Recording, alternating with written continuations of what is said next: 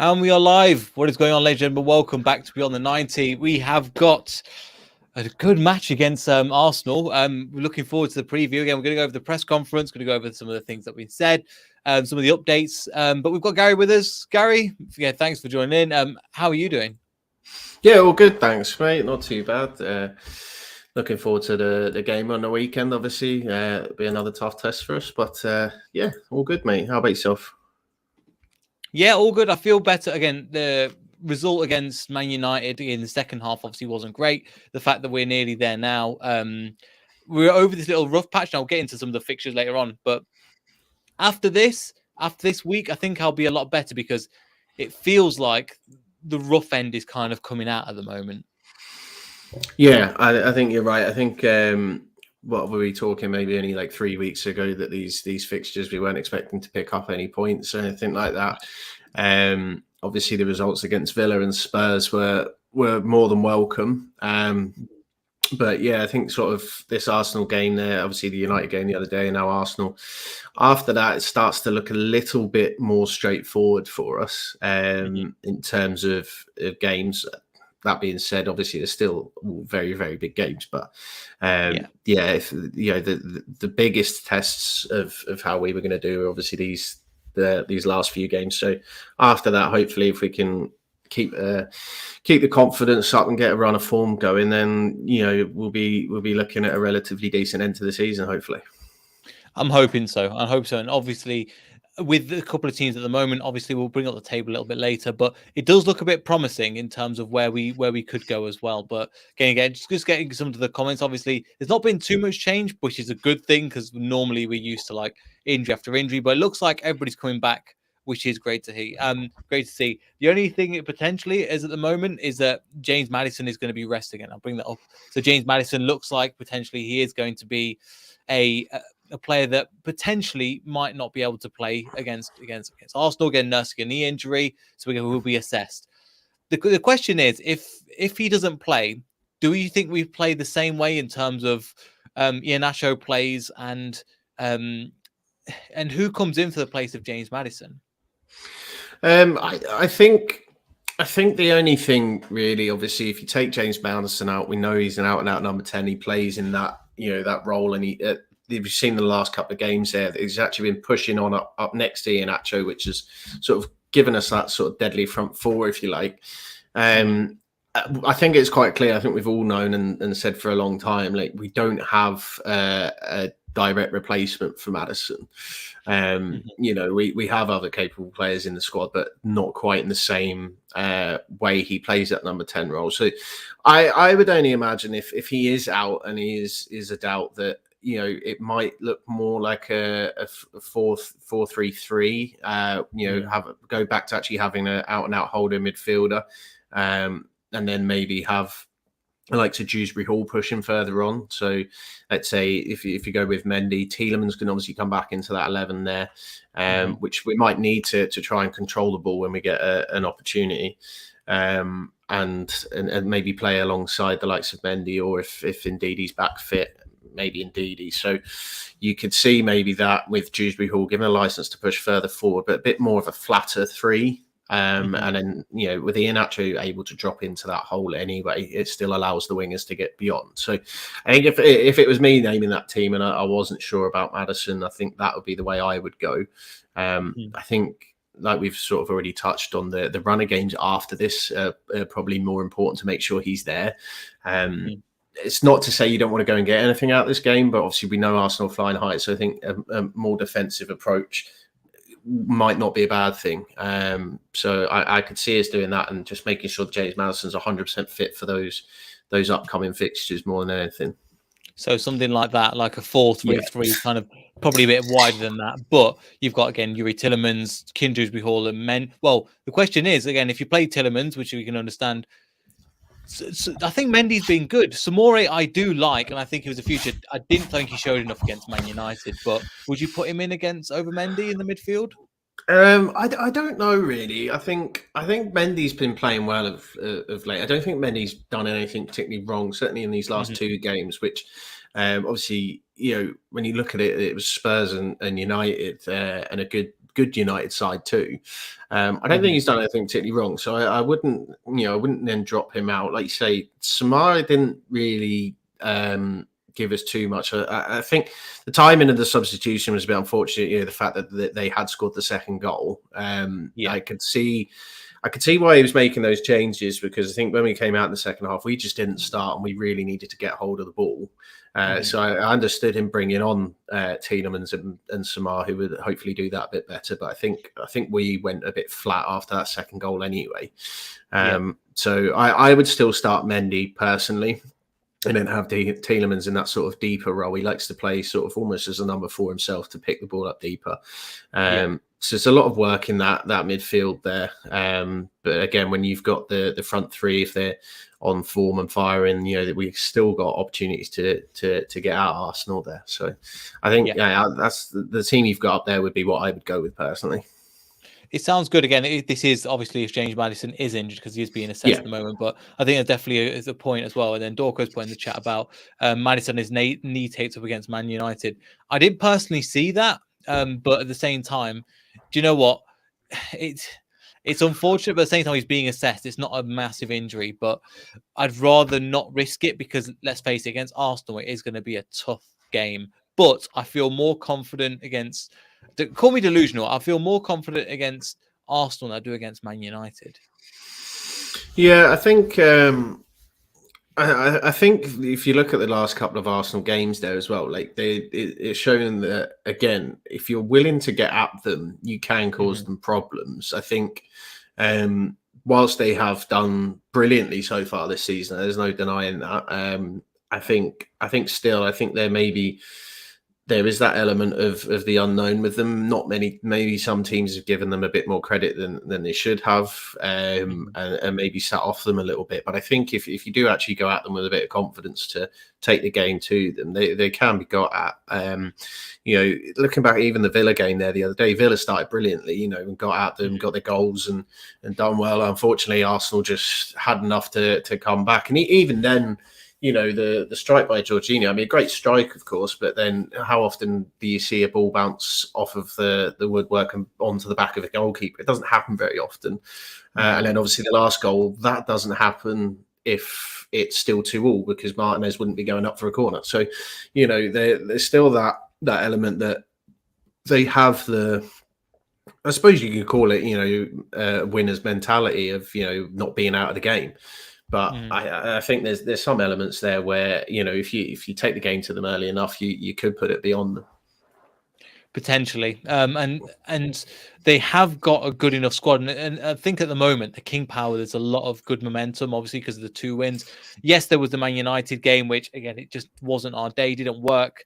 Substitutions didn't work. The game plan just didn't work, especially in the second half, which is so disappointing. But there is going to be confidence going into that team. And I think there's going to be certain players I'm going to mention, because in a game like this, there's going to be players that are going to come up against certain players I'm going to test. So one of them I'm going to talk about is Tete. He's going to be up against Zinchenko, which is going to be a rough old battle. But for me, that's going to show, if he goes 1-to-1 with Tete and Zinchenko, for me, this is a game to go, okay, what are you made of? How? Yeah.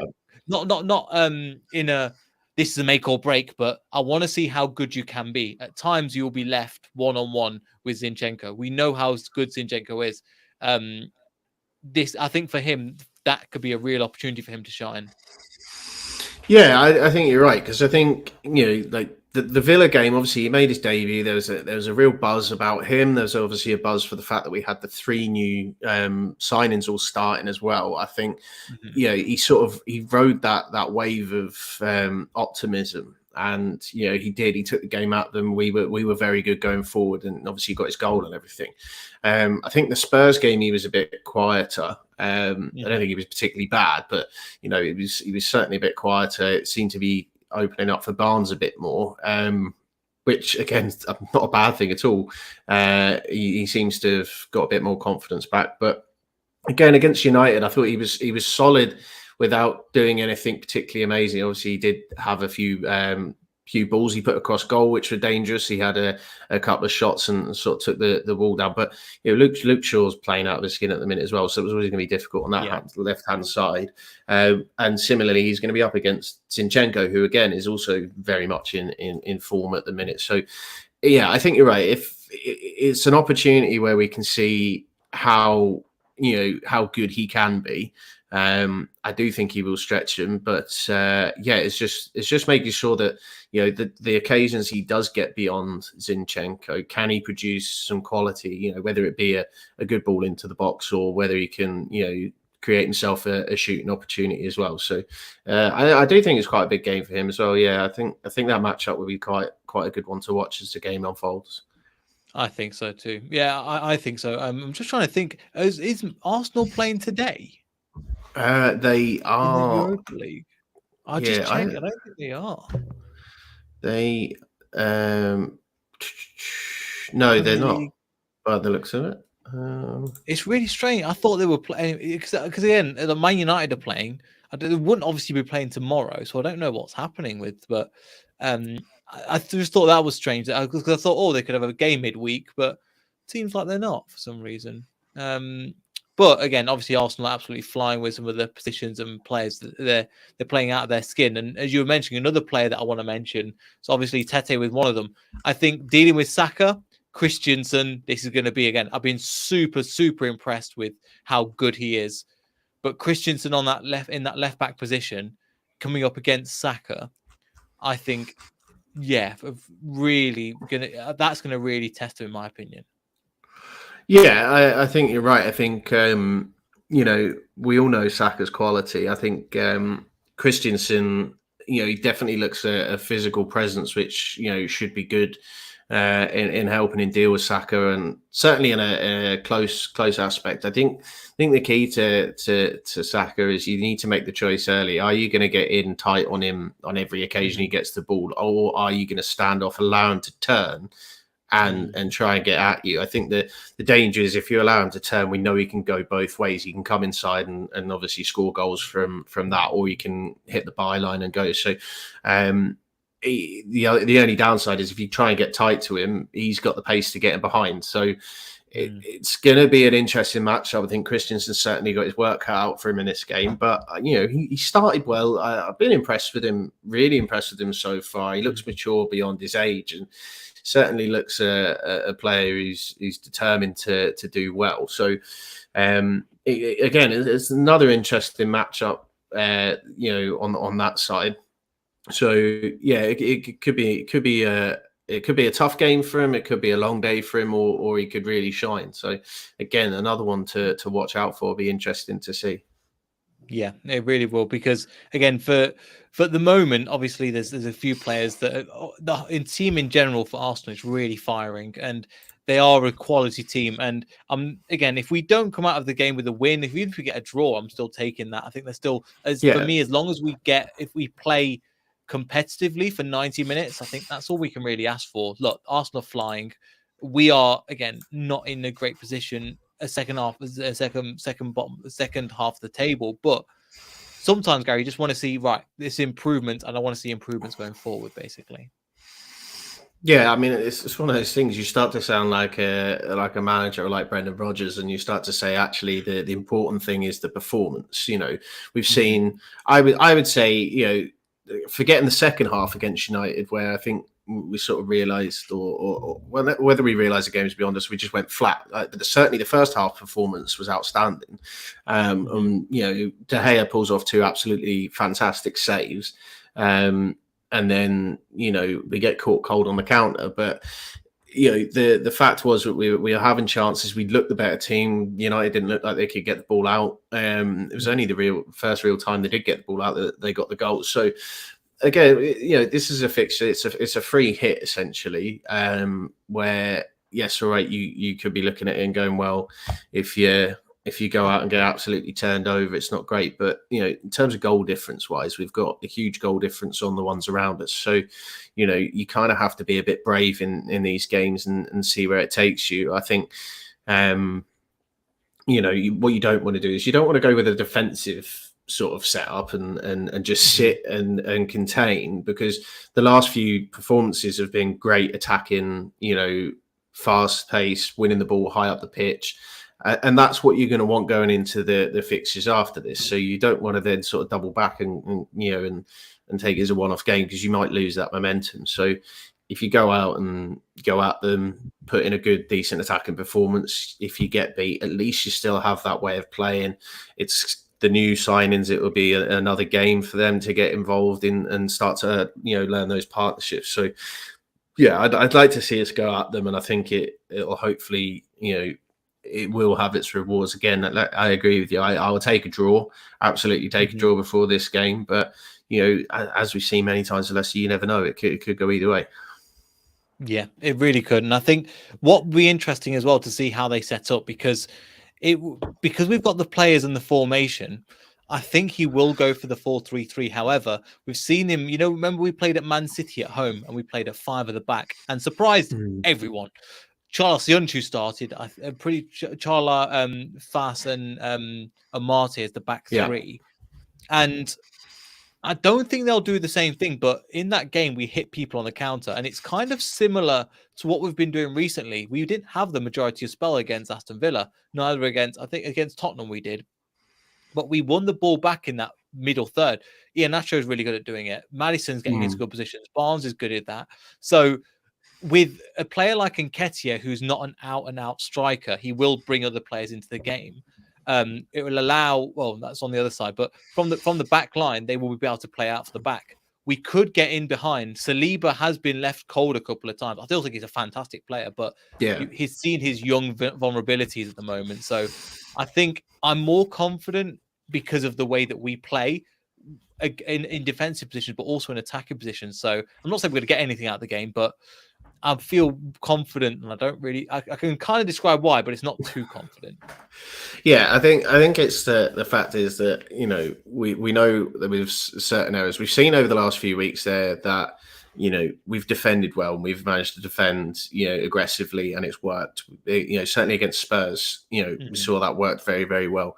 We've seen against Villa and against Tottenham and even Man United in the first half that actually when we attack with pace and we're aggressive higher up the pitch as well, and trying to get their backline turned, we can score goals or we can create opportunities. So it is about piecing that together. I think you're right. It'll be an interesting matchup. Again, it goes down to the question of, does he go with a holding midfield with Maddison being out? Does he go with a holding midfielder and the midfield two, or does he go back three, the two mid, with the two midfielders, and then your wing backs are maybe pushing on to support the others further up the pitch. So it'd be an interesting one. Again, at least now we're in that position where obviously with the new signings, with injuries coming back, we have what looks like a deeper squad again. I think we said it in our group chat before the United game, looking at the bench, we're actually starting to look that we actually have a deeper squad. We have a decent bench. So there are players there that maybe haven't played as much football, but we're now starting to look and go, right, well, we've got options. The fact, does he go with Soyuncu? Does he bring him in? We know he's capable. Even if he brings him in for 60 minutes, maybe changes the game plan again. The fact that we're able to have those conversations to say that, compared to over the last couple of years almost, where we're going, right, well, we kind of know what the 11's going to be. We kind of know what the game plan's going to be. Yeah. It's going to either work or it's not going to work. So I think it would be, the fact that we're having to ask questions about what's going on is only a positive, I suppose. Yeah, I'm really hoping so, because again, and even then in the game, Brendan Rodgers made 4 substitutions, I want to say. Let's have a look again. 4 substitutions, and all the players that did come on were quality. I mean, Tielemans came on, Vardy came on, then we had again Samore came on and Pratt came on. We still had again Ndidi, Ricardo, Daka, just to name a few, that we've got a decent, again, as you were saying, a decent enough bench in that position. So for me, it's because we've not seen it for so long. I was so surprised our bench was that strong and we can rotate these players. Yeah, absolutely. I mean, like you say there, when you're looking at, it's not just the quality of them, but also the sort of difference you've got. So, yes, all right, Tielemans was on the bench, which he wouldn't always have been, but you've got Yuri Tielemans who can come on and he's a world-class ball player.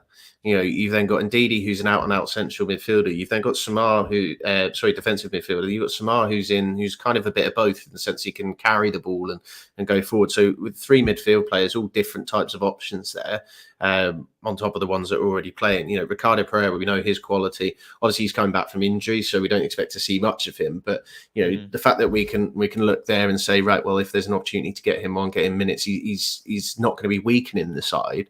And then even Daka, I think Daka's had a bit of hard press recently. Obviously, everybody been calling for Iheanacho for a long time because of how well he's done when he's played. But I don't think Daka, if you actually look at his minutes to goals sort of ratio or chances created ratio, he's actually still finding his feet, I think, but he still possesses danger. And I think because of that, you look at that bench and you go, we've got that. And obviously, if you're able to bring somebody like Vardy on, all right, he's not had the scoring season he's had this year, but teams are still wary of him because I think as it's shown over the years, you sort of start to stop focusing on him, and next thing you know, the ball's in the back of the net. So it is good to see that we have different types of players from the same position. We've got different sort of ways we can then change it up if it needs to be a change of formation. You still have further options on the bench. So it's certainly good to see. And again, there's still other players to come back in as well, for the likes of Johnny Evans, for example. Obviously, James Justin, I know he's a long-term injury, but you've got players like that that's still able to come back in and boost it even further. Yeah, so just a couple of things you mentioned again. Johnny Evans said that Rod said doesn't have a time scale in terms of Johnny Evans. We'll check him tomorrow, but he hasn't been in the group. We're hoping he's back next week. I think he's more of a leadership position rather than a starter, isn't he? And I can't see it. I just don't think he's been fit for about 2 years now, has he? Really? Yeah, I think he's not had a consistent run of games, for sort of, they're talking like 10, 11 games. I mean, I suppose the previous 2 seasons, we've obviously had more games with being in Europe as well. So that's maybe hampered him a little bit. And then certainly with the other injuries, we've kind of had to play him, which, at his age now, he is picking up repetitive injuries quite a lot more. But he is still somebody, like you say, in a leadership role. He's certainly going to help, help the younger players, help the likes of Fast, help the likes of Suter, settle in and understand their game. And we said it for a couple of years that he kind of made everybody look good in defence. So, we look at Harry Maguire, the difference, from when he first left us to go to United, and we were all going, well, that's Johnny Evans. Johnny Evans has helped that. And then even Soyuncu at his peak, playing alongside Evans. And then when Soyuncu was sort of in and Evans wasn't there, you kind of could see the difference. So he definitely has that leadership style on the pitch, and that's only going to help off it. So, I don't think we're ever going to see the likes of Johnny Evans in a starting 11 for 6-7 games in a row again, obviously. But he's still a quality player, and he'll still be one of those players that when he is fit and he is able to play, you're not going to be concerned about him, because as much as he might be slowing down, is he reads the game so well. That he makes up for that lack of pace by sort of giving himself an extra yard in being ahead of the game. I think you're totally right there. And I think one thing he can do, if he can only play 2 or 3 minutes, he play 20 or 30 minutes, I think he plays the Wes Morgan role. Right, we're seeing the game management out. Get him in the midfield, Vas on the left, Suter on the right. Let's just calm the game down, because Castagna, I think he's great. I don't think he's the best defensively in terms of you can see there's mistakes in him. And Christensen looks great, but again, he is still young. Let's give him time and let's not put too much pressure on him. Putting Johnny Evans into that back line, just securing that out a little bit more, just kind of playing a back 5 again, game management, and that's what we want to see a lot more of. Yeah, it is, and I think that is going to be helped by the fact that we're now starting to see a thicker squad, if you like, with more players that we can change it up. I mean, we've seen it against I think it was Villa as well, where he sort of changed, made a few substitutions, sort of changed the formation slightly as well to to see it out. But yeah, like with Johnny Evans there, if you have him on the bench and you're able to, like you say, bring him on for the last 20 minutes of games just to shore things up, or even if it's later than that, even if it's 10 minutes, just to come in, be a calm head, keep everybody around him in check, then it's something that is a weapon to have. Certainly in the Premier League, where every minute of a game counts. Yeah, exactly. And as you mentioned, they need to be going from minute one. And that's kind of what Chess talks about. Again, looking forward to the game. Always a cracker. I can't think of a boring game between Leicester and Arsenal. It's always been a good game. Both forwards need to be on it from minute one. I think that's what you mean saying if you want anything from the game. And I think that's the case. Sometimes we have looked too slow, even against the Tottenham game. Going into it, we were too slow for the first 10 minutes. Arsenal aren't going to give us that time. We need to be on it from minute one. Yeah, I agree. I think obviously this day and age, teams that have watched plenty of videos and on individual players and team performances as well. And I think Arsenal aren't going to make any mistakes by sort of thinking, oh well, they're 14th in the league. They had a couple of good games, but then they lost to United, so we'll be okay. The other side of the coin is the fact that Arsenal will be looking at that that points difference at the top of the table. So for them, every game is a game that they need to win now. So they'll not be waiting around to see if we do anything or not. They will be going for it, and they'll want the game over as quickly as possible. So, I think Chester's right. If we don't turn up and go for it from the first minute, yes, all right, it might be a hairy first 10, 15 minutes if it is end to end. But we've seen that in the Spurs game. We saw that in the United game at parts as well. As long as we're confident with it, there's no reason why we can't take an end to end game at the minute. And again, it is still a sort of free hit against the team flying at the top. So.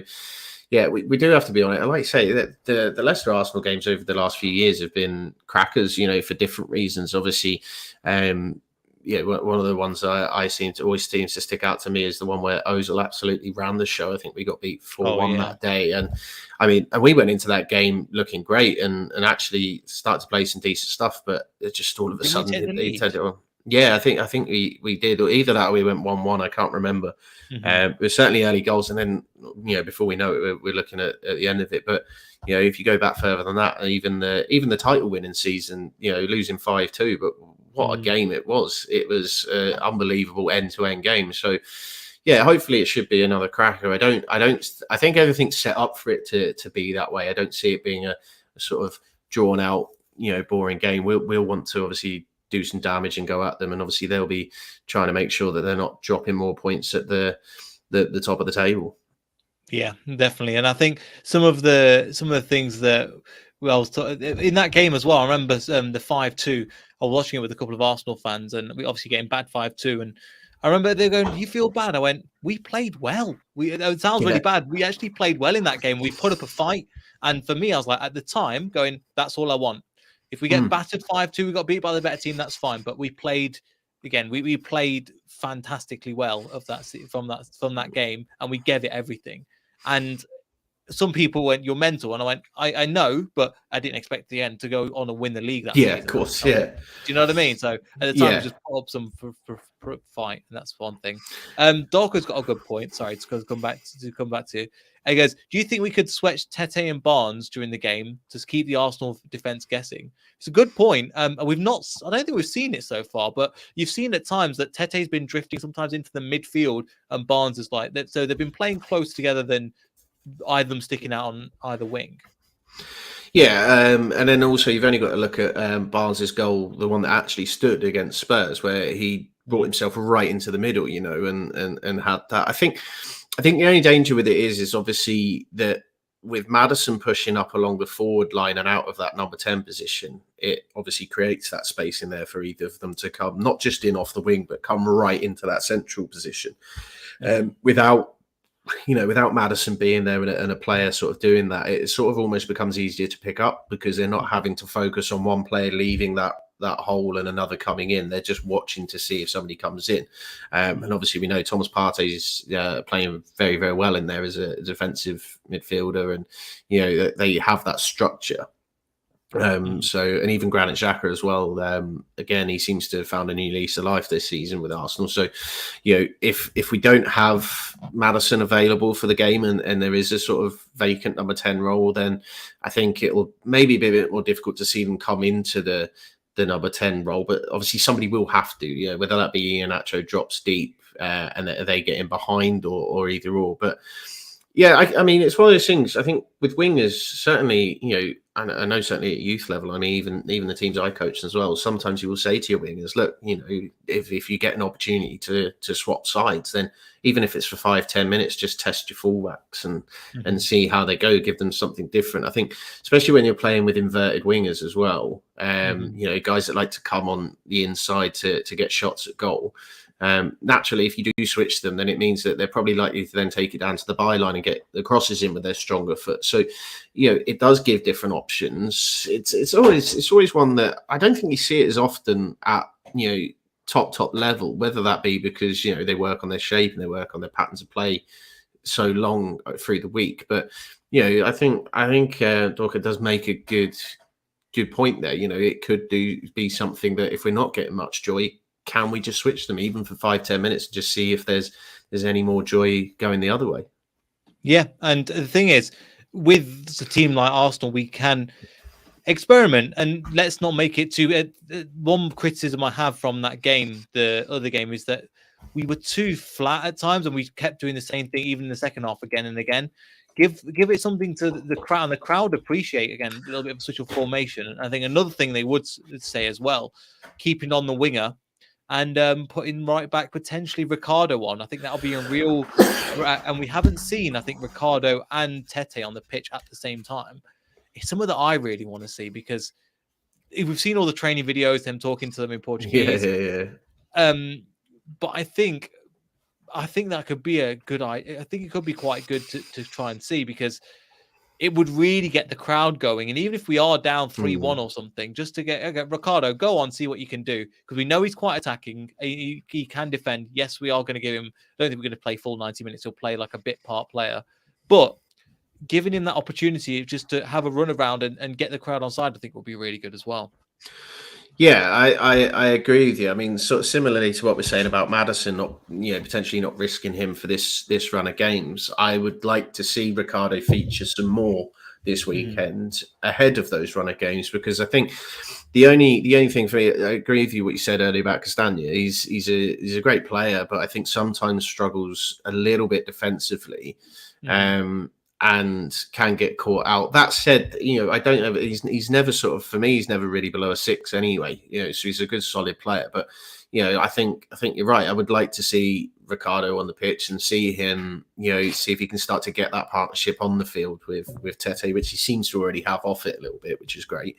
But yeah, I think if when you look at that, if you were to see Ricardo coming on the same time as Tete, you're right. I think that would get the crowd going. There would be a buzz, and yeah, even if it's 3-1 down at that point, then why not throw an attacking fullback on and say, well, you know what, we're already 2 goals down. Go and have a go. See what we can create, and if we can start to see that link up down there, it could put a bit of fear into Arsenal as well, trying to at that point hold on to the lead. So yeah, no, definitely right there, and I think again it could. Again, just look like we're playing again. Give them a game, and that's kind of where we were in the 5-2. Give them a good game, and then that's fine, regardless of what happens. Again, not too much expectation for that. And finally, again, I'll go to Premier League table, because again, we could look down and we can go, right, we are 5 points off the drop, and it is something to be wary of. Sorry, 6 points from Leeds now, and there is creating a bit of a gap for where we are. Obviously, if we do win, which is again, I don't think it's likely, come to 27th, so it puts us mid-table. We are looking again. I think we are looking up rather than down, even though at the moment, obviously, this Arsenal game is going to be a big game, but we are looking up rather than down. I think we're in a good position at the moment. Yeah, well, I'm looking at the up-to-date table rather than the one you've got up there. Is that not the right one? Yeah, so I've won. Yeah, that's better. There we go. So yeah, okay. we're still we're 4 points. I think okay, my bad. Yeah, the key thing is for us that I think even with these games, obviously you can see the importance of the two wins there with against obviously Villa and Spurs. You take those 6 points off, and we are sitting on the same points as Southampton now. So it shows really how important they were. And again, this if you look at it right, so we are 4 points off of West Ham. So yeah, it's a free hit. You go out there. Do you know what? If you lose, you're still not in the relegation zone. Which, yes, right. You don't want to be sat just above it, but I think there's still a confidence if the performance is good. Then going into those fixtures like we spoke about. So we will then have we have the FA Cup first, but then we're away down to Southampton. We've got Chelsea who are still stuttering everywhere. Brentford away, obviously potentially difficult. Understatement. Yeah, but Brentford away is a difficult one, but then Palace and then Villa and then Bournemouth at home. So and that's before Man City. But then even after that, Wolves, Leeds, Everton, Fulham. We've definitely got a better run of fixtures now. Towards it, and come those 3 games towards the end. Obviously, we don't know where Liverpool will be. They seem to be sneaking back up the table a little bit there. Newcastle by the 20th of may well know whether or not they're going to be in the hunt for Champions League or if they've settled for a Europa League place. And then you go to West Ham. You have West Ham come to the King Power in the final game of the season, which hopefully by that point will be a dead rubber for us at least. So, those middle fixtures there, it's important then to keep that momentum. We're sort of repeating ourselves a little bit, but it's a free hit if you keep the performance up. Obviously, some players will then be rested, I would assume, for the FA Cup game, which again, it's Blackburn aren't pushovers. So you get a win in the FA Cup as well. Then again, it's confidence. It's a further cup run you're looking in towards and going, actually, can we go and do something in the FA Cup as well? So it's certainly with the teams left, I don't think it's beyond the realms of a possibility. So it's one that don't get Newcastle in the next round because they've just dominated us. I know they're falling off a little bit, but still they've just fantastic. Yeah, they have. Yeah, they have been very, very good. So I don't think we can. We would certainly want to avoid them. But you'd be looking at. You would be looking at those fixtures and sort of going, if you get a win in the FA Cup as well, as more confidence and just keep that rolling. I think that's what it's going to be for us now. Is going to be momentum and the more good performances we're putting in and the more points we'll pick up. I think there's teams worse than us, and as awful as it is to sort of be thinking, well, that's the only way we really we're going to stay up. You know what? As long as we're out of that relegation battle, it doesn't matter. But there's some teams around there have maybe picked up, like Everton, obviously under Dyche now, but at the same time, the likes of West Ham still aren't great. Leeds are on a terrible run at the minute. Although Southampton have pulled themselves closer, they're still not great. Wolves haven't. I know they've had a couple of wins recently, but still not 100% by them. And I still look ahead to Crystal Palace. I think Crystal Palace would get sucked right into that if they're not careful too. So there's definitely plenty of teams there which I think could be looking at, because I think Palace's fixture list is actually quite a difficult one for them over the next so often. So they've got, just looking as you're scrolling there, obviously Villa, Man City, Brighton, which is a big derby game for them, and then Arsenal as well. Obviously, then before they play us, so they could really get sucked down into that if they're not careful too. Which, at least we seem to be heading in a slightly better direction than that. So, I think this is an ideal one if you can get Ricardo on the pitch. To get him some minutes as well ahead of those games, it'd be a good option to certainly have. And we also know that Castagna can play on the left too, so we've got the fact that it means that maybe Christensen can have a bit of a break as well and not feel like he's been thrust everything upon him at the age of 20. But he seems to be handling it well so far. So it's certainly an intriguing matchup anyway for the rest of the season ahead. I think it'll lay out. I think so. I think it'll be an interesting matchup. Totally right there. But I think that's pretty much everything in terms of that. That's pretty much everything we've got. But again, thanks for joining, Gary. Really appreciate you. Again, I've left your Twitter and your Twitch down in below, but let the people know where they can find you. Yeah, just simply at C92, just as it shows on the screen there, either Twitter or Twitch. Hoping to be back streaming soon. We've been doing some remodeling of the room as well, so hopefully we'll have something to show for that soon. But yeah, if not, just follow me on Twitter and you'll see some of my horrendous football takes and not so funny jokes if that's what you're into. It's brilliant. And don't let him put you down. There's some good stuff down there in the Twitter. So make sure you go subscribe again, like and share, and all that good stuff for us. We're back on Saturday or Sunday for the post match. So hopefully we'll see you then. Goodbye.